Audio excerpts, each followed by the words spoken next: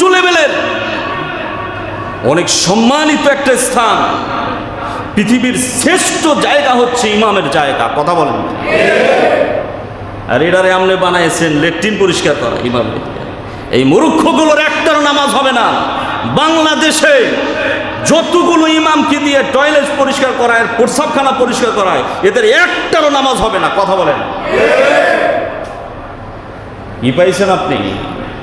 লক্ষ লক্ষ টাকা মসজিদের ব্যাংক অ্যাকাউন্টে রেখে দিয়েছে, হাজার হাজার টাকা, কোটি কোটি টাকা ব্যাংকে আছে, ও মসজিদে 10 টাকা দিতে চায়।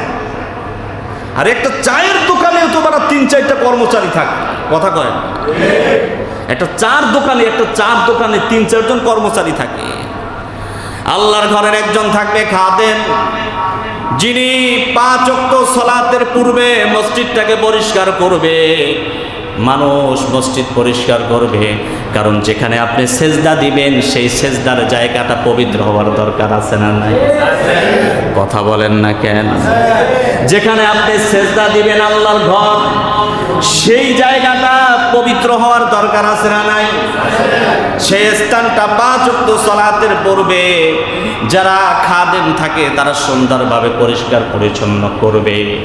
এরপরে মুয়াজ্জিন টাইম মতো আজান দিবে, আর ইমাম সাহেব চিন্তা করবে এলাকার মানুষগুলোকে কিভাবে আল্লাহর পথে আনা যায়।